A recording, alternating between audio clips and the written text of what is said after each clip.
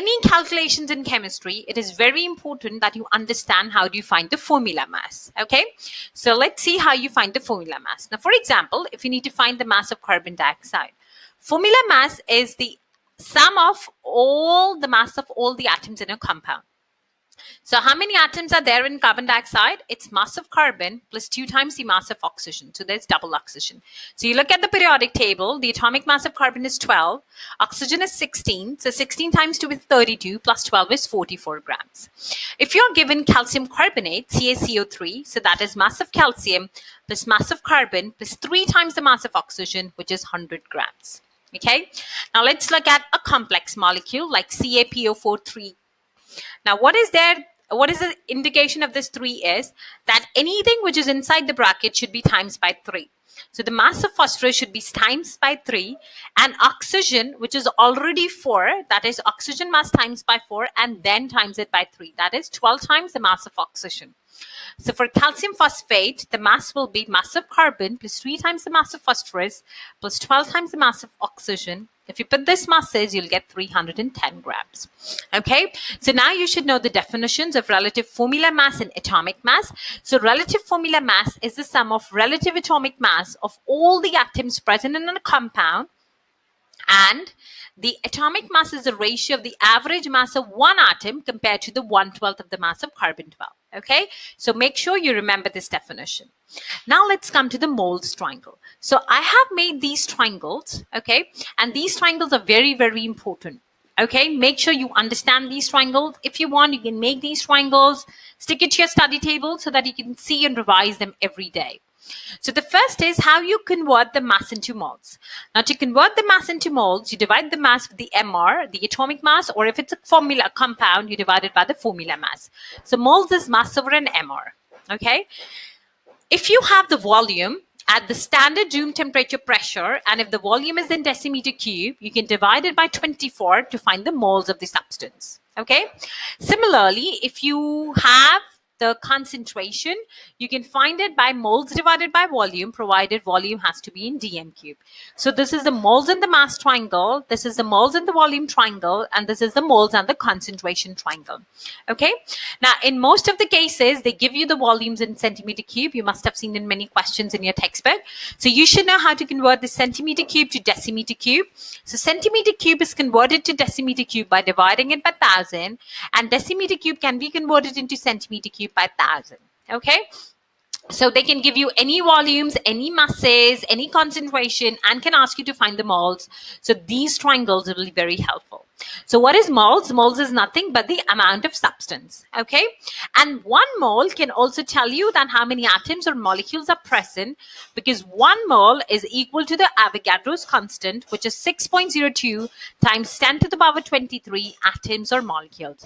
So if they ask you to find in the exam the number of atoms or molecules, you convert that value into the moles by using any of these 3 triangles, and then you times it by the Avogadro's constant, 6.02 times 10 power 23 atoms. Okay, now let us look at few examples. The first question is, calculate the moles of 22 grams of carbon dioxide. Now from the triangles you can see that moles is mass over an MR. So 22 divided by 54 is 0.5 moles. 17 grams of ammonia. MR of ammonia is nitrogen plus 3 hydrogen, which is 17. So you have 17 grams of ammonia. So we will do 17 divided by 17, and you will get the answer as 1 mole. 48 decimeter cube of oxygen. To find the For 48 decimeter cube of oxygen, if you remember, volume divided by 24 is moles. So 48 divided by 24 is 2 moles. For 24,000 centimeter cube of carbon dioxide, remember, you need to convert it into dm cube. So divide by 1000, that gives you 24 dm cube. And moles is the volume divided by 24, so that is 1 mole. Next is 20 grams of sodium hydroxide dissolved in 50 centimeter cube of solution. Moles is, you need to divide the 20 grams by the MR, which is 40. That gives you 0.5 moles. Okay, so I hope you are now able to find the moles by different ways, whether the volume is given or the mass is given.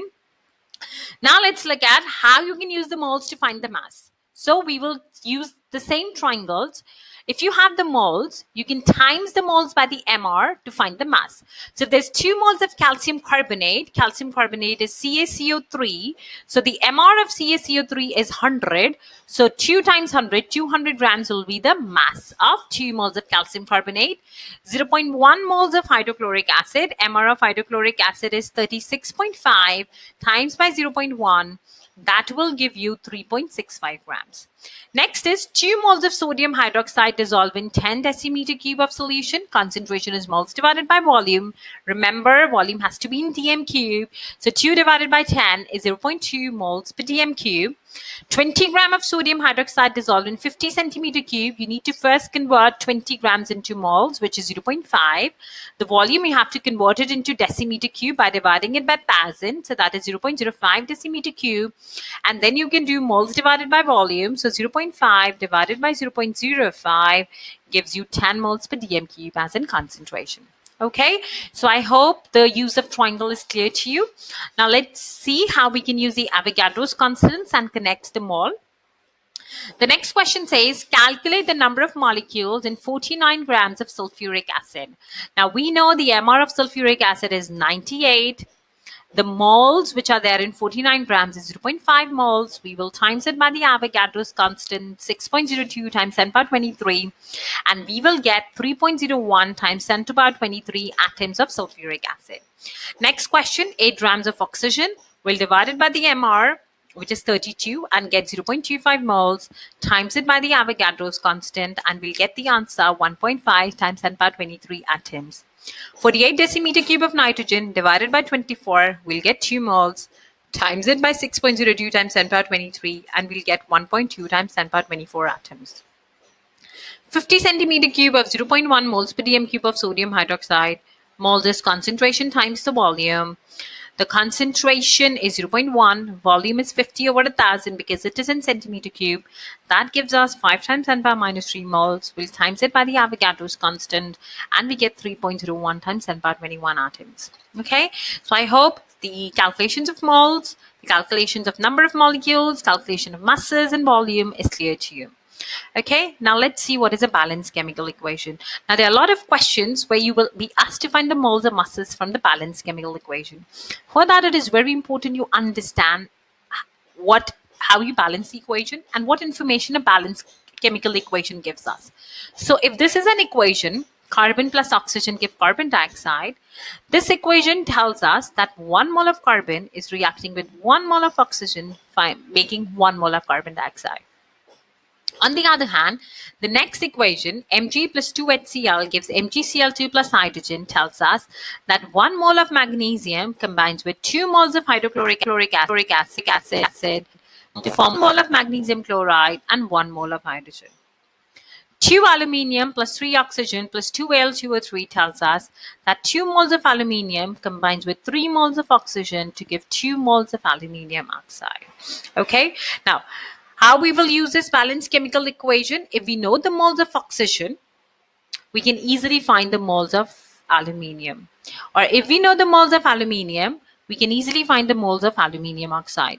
Because according to this, the moles of aluminium and aluminium oxides are same, 2:2, that is 1:1 ratio. So if in a reaction, 5 moles of aluminium is reacted, how many moles of aluminium oxide will be formed? 5 moles. Okay, so the balanced chemical equation gives us the ratio of the moles of each and every element that is reacting.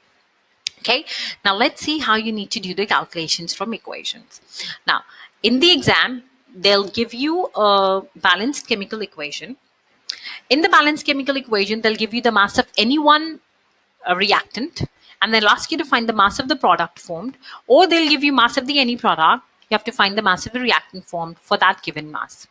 Now, how will you do that question? So here I have given up the steps to do this question.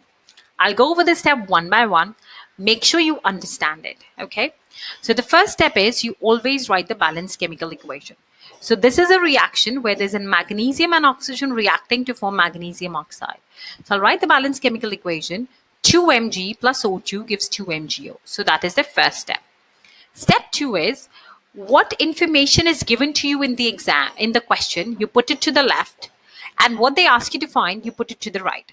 So in this question, if you read it, calculate the mass of magnesium oxide produced when 6 gram of magnesium burns.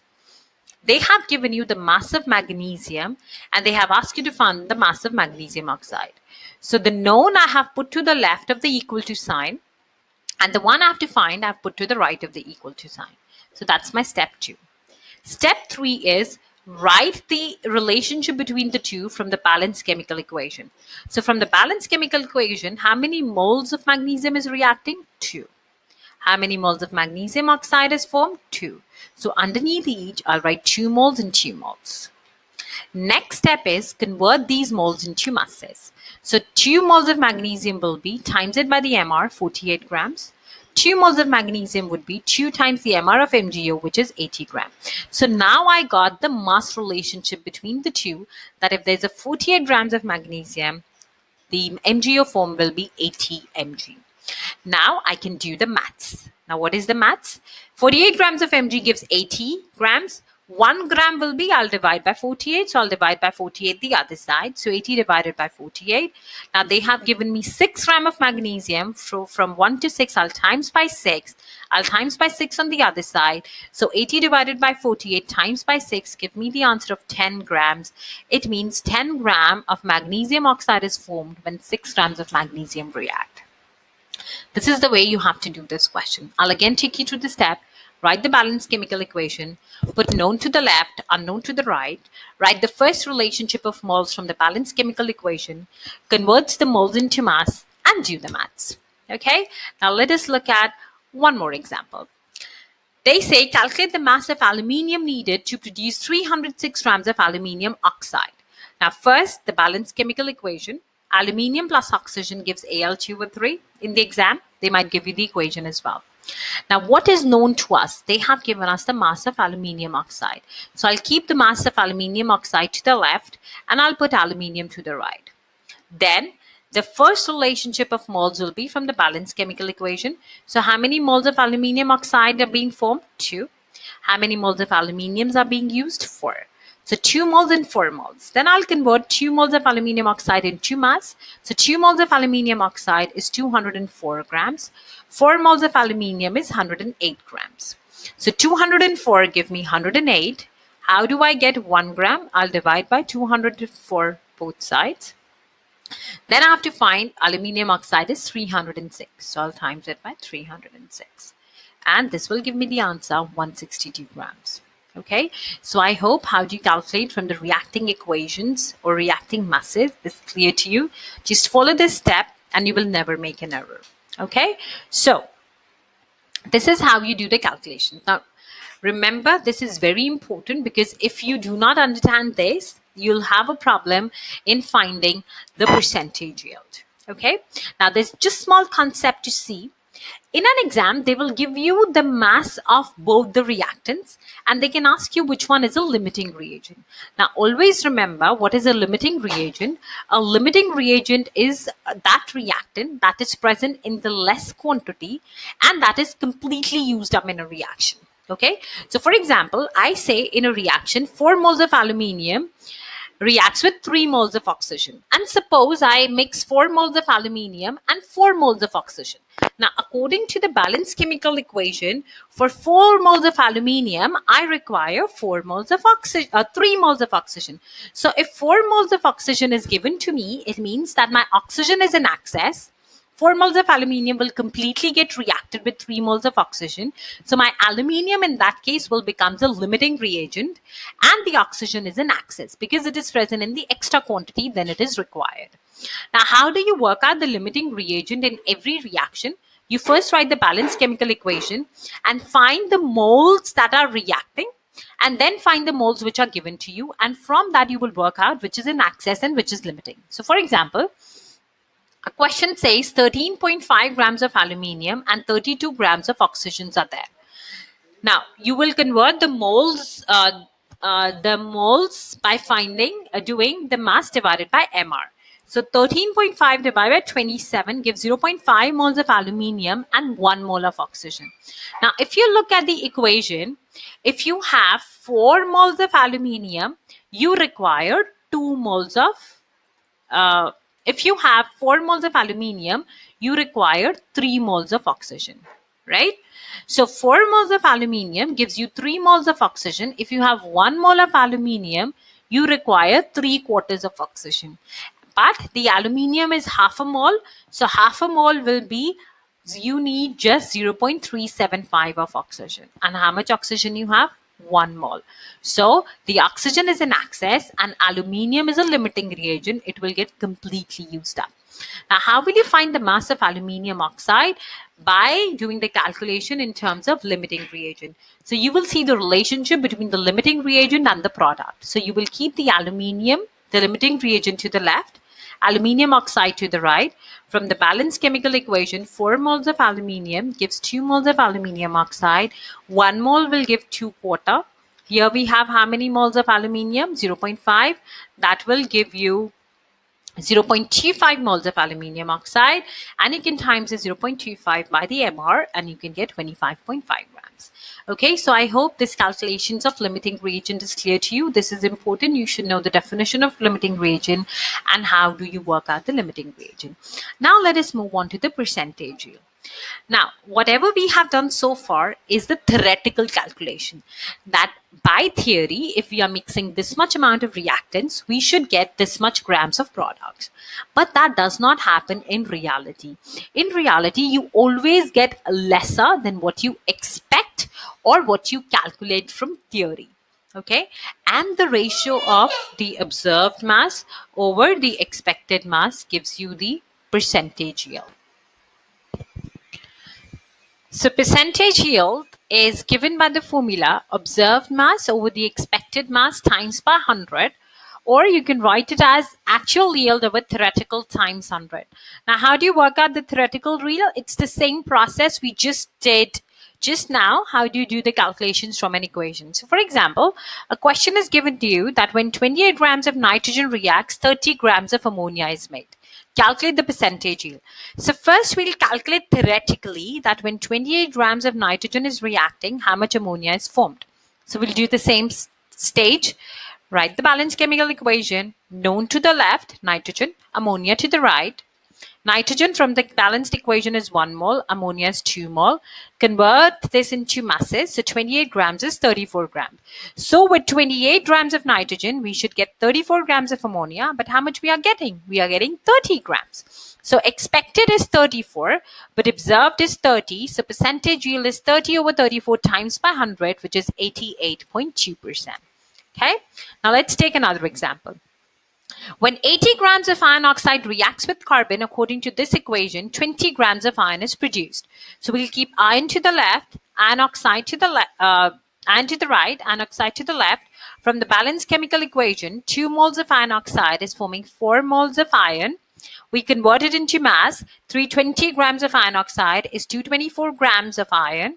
We'll find the mass of 1, divide by 320, and then we'll times it by 80 because iron oxide is given us to be 80. So 224 divided by 320 times by 80 gives us 56 grams. That is, we should get 56 grams of iron when we are having 80 grams of iron oxide.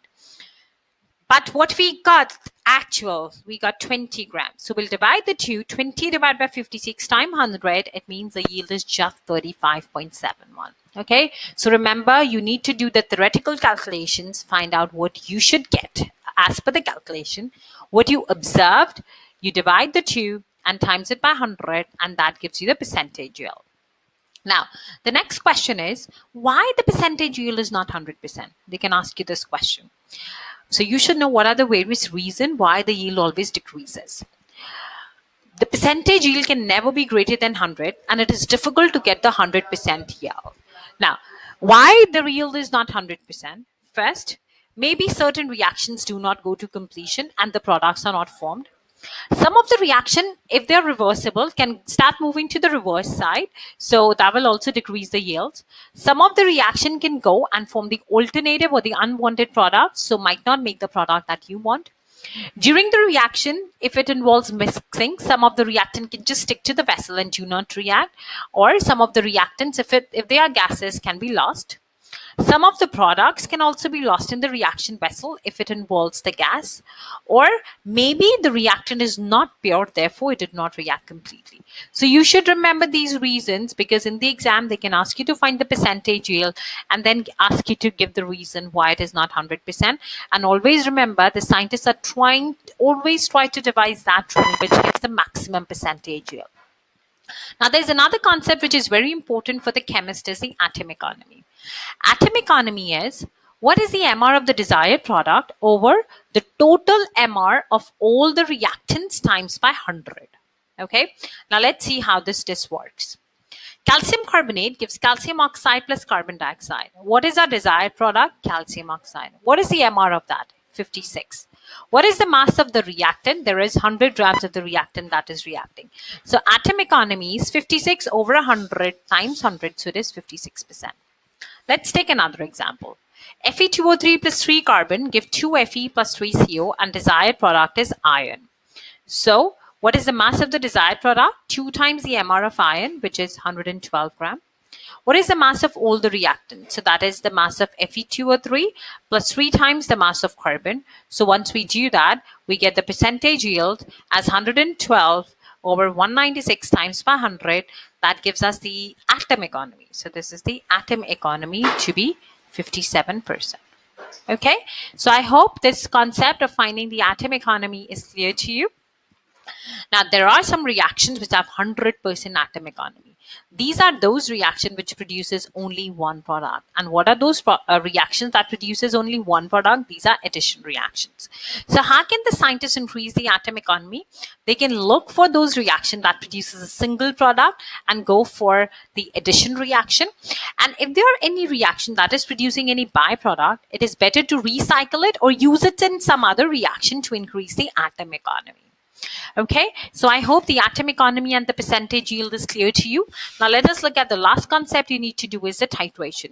Now this titration you all must have done in your class practical, in your school practical. You should first know the apparatus. In the exam they can give you the apparatus and ask you to label it with its function. So this is a conical flask, and in the conical flask you put any solution for which you know the concentration, and you put the required volume, and you also know the volume of this solution. And how do you find the volume of, how do you measure the volume of this solution? With the pipette. So with the pipette, pipette is a tube which has a bulb in the middle.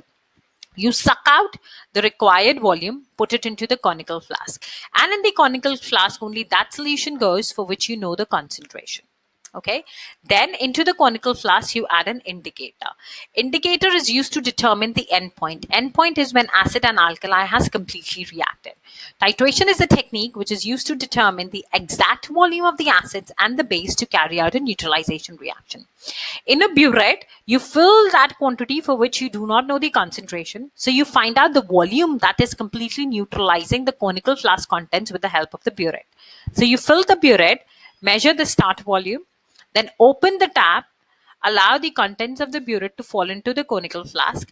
As soon as the indicator changes the color, you stop the tap and note the final volume. So the initial and the final volume difference gives you the titer value, that is the volume of the unknown concentration required to neutralize the known concentration, and from that we do the calculations. So let's understand the process again. So the known concentration solution, which could be either an acid or a base, is measured by the pipette and added to the conical flask. For this solution that is added to the conical flask, both concentration and the volume is known to us. Second, the indicator is also added in the conical flask. When an indicator changes color, the end point is reached. It means that the solution is completely neutralized. The unknown concentration solution is added into the burette. The starting volume is noted from the burette. The tap is then opened and the unknown solution is added dropwise into the conical flask with regular mixing. As soon as the indicator changes color, the tap is closed and the final reading from the burette is used.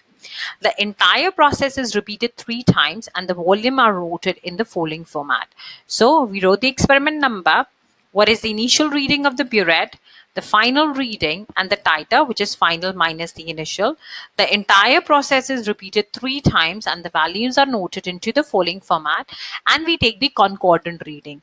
Concordant readings are any 2 readings which have a difference of 0.1 or 0.2. Okay, and generally the first reading is not taken into consideration. It's a rough reading. So if we see the start volume we got as 25.7, final at 49.6, we take away the two values and this is what we get the titer. Now how do you find the mean titer? You take the concordant reading, which are 0.1 to 0.2 decimeter in difference, add them up, divide by 3. There are 3 values. If there are 2, add them, divide by 2. So we get the average titer to be 25.29. Okay, so now let's see how do you do the calculations. Now for this, we will take a help of the moles triangle. The concentration is in moles per dm cube and the volume is in decimeter cube. The question here says that 10 centimeter cube of 0.5 moles per dm cube sulfuric acid is titrated with sodium hydroxide. So for sulfuric acid, we need both the volumes and we also need the concentration. Okay, and for the NaOH, we do not know anything. We just find out the volume from the titration. So we did the runs, final volume, initial volume, and we got the mean titer. So how to do the titration questions? I have listed out in easy to follow steps. First, you write the balanced chemical equation. So this is my balanced chemical equation. 2 NaOH plus H2SO4 is 2 give you Na2SO4 plus water. Okay, this is the balanced chemical equation.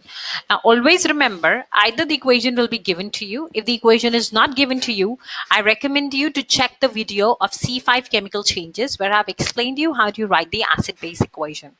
So, NaOH plus sulfuric acid gives Na2SO4 plus water. And the molar ratio is 2:1. That 2 moles of sodium hydroxide gives 1 mole of sulfuric acid. Now, underneath each of them, write the information given to you. So for H2SO4, we have the volume to 10 centimeter cube. And remember, I told you that the centimeter cube needs to be divided by 1000 to get the volume in dm cube. And the concentration is given to you as 0.5. Now, for sulfuric acid, we have 2 values. So the quantity that has 2 values, use the concentration triangle to find the moles. Now, according to the concentration triangle, mole will be concentration times the volume. So we did 0.5 times 0.01. So that gives us 5 times 10 to the power minus 3 moles of sulfuric acid. Then you find the other reagent mole by looking at the balanced chemical equation. Now the balanced chemical equation tells you that 1 mole of sulfuric acid gives 2 moles of NaOH. So whatever moles of sulfuric acid we have, we'll double it to find the moles of NaOH. So if sulfuric acid moles is 5 times 10 to the power minus 3, we times by 2, the moles of NaOH is 10 to the power minus 2 moles. And the volume from the mean titer, we got to have it as 25.29. Okay, now how do you work out the concentration?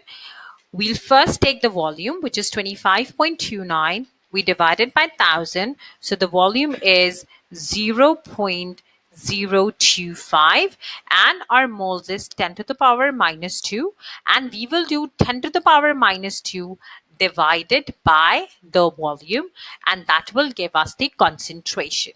Okay, so what is the moles? Moles is 10 to the power minus 2, and so we'll do 10 to the power minus 2 divided by the volume, which is 0.025, and that will give us 0.4 moles per dm cube as our concentration. Okay, so I hope this example is clear to you. Now let us take another example. So in this question, we'll take the help of our moles triangle, our centimeter cube, decimeter cube conversions, and let us look at the question. So it is of potassium hydroxide combining with sulfuric acid. And remember, when you have KOH combines with H2SO4, you write the balanced chemical equation, and that will give you K2SO4 plus water. Okay, so this is my first step. I have written the balanced chemical equation.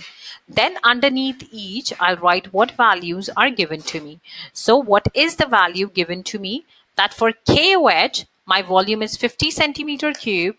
So which is 50 divided by 1000 to convert it into dm cube. So that is 0.05 dm cube. And the concentration is 0.1 moles per dm cube. And for sulfuric acid, from the titration, they have not given me the table, but this time just told me the volume. So that is 20. So 20 divided by 1000, that gives me the answer as 0.02 dm cube. Now, the quantity, I have more values, I'll times each other to find the moles. So 0.05 times by 0.1 gives me 0.005 moles. Now I got the moles of KOH. Now what will be the moles of sulfuric acid from the moles of KOH? I need to divide it by 2 because 2:1 is the ratio. Okay, so I'll divide this by 2. So that will give me the moles of H2SO4 as 0.0025 moles. I got the moles, I got the volume. Concentration is moles divided by volume. So I'll divide this by the volume and I'll get the concentration 0.25 moles per dm cube. So I hope this process is clear to you. Write the balanced chemical equation, write the values underneath each for which you have more values, find out the moles of the other by the molar ratio, and then do the concentration calculation according to this triangle. And remember, centimeter cube to dm cube, you need to look at this. Okay, so I hope this titration example is clear to you and all the calculations that we have done in this. Now let us just quickly look over what are the key terms we saw in this unit. What is a relative atomic mass? It is the ratio of the average mass of an atom compared to 1/12 of the mass of carbon-12. Relative formula mass, sum of relative masses of all the atoms present in a formulae. Moles is the amount of substance that has same number of particles found in 12 grams of carbon-12. Avogadro's constant is the number of particles present in 1 mole of the substance, and 1 mole is 6.022 times 10 power 23 atoms. Limiting reagent is a reagent that is completely used up in the reaction. Yield is the mass of the desired product obtained in a chemical reaction. Percentage yield is actual yield over theoretical yield times by 100. Atom economy is mass of desired product over the total mass of all the reactants times by 100. Concentration is the mass of solute. If you have to find in grams per dm cube, it is mass of solute in grams over volume of solution in decimeter cube. What is titration? It is a technique used to determine the exact volume of acids and alkali required to carry out the neutralization reaction. Neutralization reaction is a reaction in which the acid reacts with base to form salt and water. A neutralization reaction in which acid and base react to form salt and water. Acid is substance that has pH less than 7. Alkalis are soluble bases that has pH greater than 7. Pipette is a glass tube with a huge bulb in the middle that is used to take out the exact volume of known concentration solution.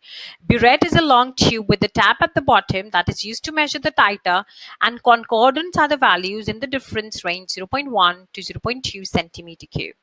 Okay, so I hope all these key terms are clear to you. It is important to remember all these key terms with these exact definitions. Okay, now it's the time to test yourself to see if you have understood what we discussed in this. These are the questions given to you.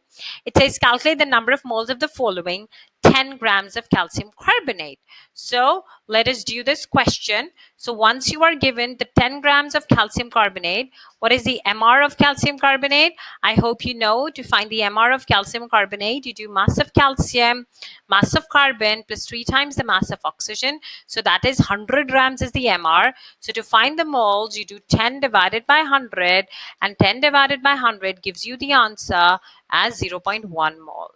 So the answer for the first one has to be 0.1 mole. Then 98 grams of sulfuric acid. The MR of sulfuric acid is H2SO4, which is 2 times the mass of hydrogen, plus sulfur, which is 32, plus 16 times 4, and that will give you 98 grams. So 98 divided by 98 will give the answer 1 mole. 18 grams of glucose. Now what is glucose? Glucose is C6H12O6. So you will do 12 times 6 plus 12 plus 16 times 6. So that will give you the MR as 180, and you do 18 divided by 180, and that will give you the answer as 1/10. So that is 0.1 moles of glucose.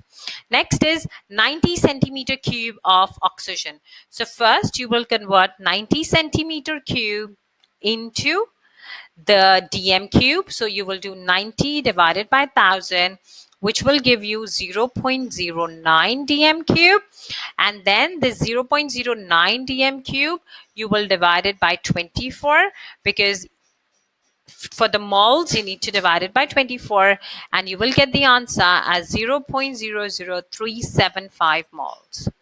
Next is 10 centimeter cube of 0.2 moles per dm cube sodium hydroxide solution. Now to find the moles, you do concentration times the volume. Our concentration is 0.2. Our volume is 10, but it is in centimeter cube, so you divide by 1000. So it is 0.2 times by 10 divided by 1000. So it is 0.002 moles. So it is 0.2 times by 10 divided by 1000. Okay, so I hope how to calculate the number of moles is clear to you. Next is calculate the mass of magnesium required to form 160 grams of magnesium oxide. So again, we'll follow the same step. Mg, you need to find out. So we will put Mg to the right like this. And you have been given MgO, we will keep it to the left. We will see the balanced chemical equation. The balanced chemical equation says Mg plus O2 gives 2MgO. So from the balanced chemical equation, what is the relationship? Relationship is 2 moles of MgO is giving us 2 moles of Mg. So it means 1 moles of MgO is giving us 1 mole of Mg. The mass of 1 mole of MgO is 40 grams and the mass of Mg is 24 grams. So 40 grams of MgO is giving us 24 grams of Mg. So 160 grams will give us 24. So 40 to 160 is times by 4. So we'll times by 4 onto the other side as well. And we will get the answer as 96 grams. Okay. So I hope this question is clear to you. Now let's look at the third question. Hydrogen reacts with chlorine to form hydrogen HCl gas. So let's write the balanced chemical equation. H2 plus Cl2 gives 2 HCl. They say when 71 grams of chlorine react. So the chlorine is given to you, you have to find the mass of HCl. Okay. Now 1 mole of chlorine is giving us 2 moles of HCl. Now what is the mass of 1 mole of chlorine? 1 mole of chlorine is 71 grams. And what will be the mass of 2 moles of hydrogen chloride? So that is 35.1 plus 1 times by 2. So the mass of chlorine is 35.5 plus 1, which is 35.6. So 35.5 plus 1, which is 36.5 times by 2.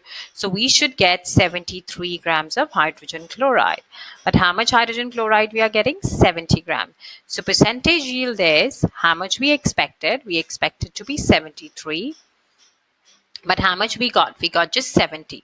So 70 over 73 times by 100, that will give us the answer as 95.8% is the percentage yield. Okay, so I hope the percentage yield is now clear to you.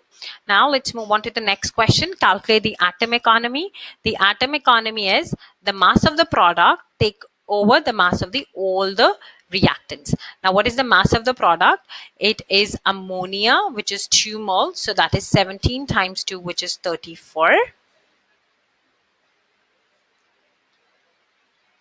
Okay, and what is the mass of the product? That is 28 plus 6, which is also 34. So 34 over 34 times by 100. This reaction has 100% atom economy, and that makes sense as well because it is making only one product, which is desired. So the percent atom economy has to be 100%. Okay, now what is the calcium carbonate? Our desired product is calcium oxide, and what is the mass of calcium oxide? 40 plus 16, 56 over the mass of the reactant. CaCO3 mass is 100. We times by 100, so 56% is the atom economy of this. Okay, now let's see the last question. It says 50 centimeter cube of 0.2 moles per dm cube of HCl reacts with NaOH. You need to determine the concentration of NaOH. Now remember the steps that I told you. You first write the reaction. So NaOH plus HCl give NaCl plus water. Whatever I know, I'll write underneath it. So 50 centimeter cube of HCl is given. So volume is 50 centimeter cube. So I'll write 50 divided by 1000, which is 0.05 dm cube. The concentration of HCl is given to me as 0.2 and NaOH volume is given to me as 10 centimeter cube. So 10 divided by 1000 is 0.01 dm cube. Okay, so we have concentration, we have volume, we can find the moles. So we will do 0.05 times by 2, that is 0.1 moles per dm, 0.1 mole. And if you see the balanced chemical equation, the moles of HCl and NaOH are the same. So the moles of this as well is 0.1. So we got the moles, we got the volume. Concentration is moles divided by volume. So 0.1 divided by 0.01 is 10 moles per dm cube will be the concentration of NaOH, which will cause a complete utilization. Okay, so I hope all these topics are clear to you. Now, what's the next step you need to do? You need to check the specification, make sure you are able to do all the calculations, and then you need to do the exam style questions on this topic that can be found on my website. Okay, now if there's anything that you still do not understand, leave a comment below. I'll reply to you. Or you can come to my website where you can find 24/7 chat support till your exam, and you can ask any question and we'll instantly reply you. Okay. So please do not forget to like, comment, and share this video. Also click on the bell icon so that you can get the notification of all the videos that I'm preparing before your exam, which will be helpful for you. And if there's any specific topic video you want me to make first, then also leave a comment below and I'll make sure that I'll make that before your exam. Okay, so I'll see you next in the next video. Till then, happy revising.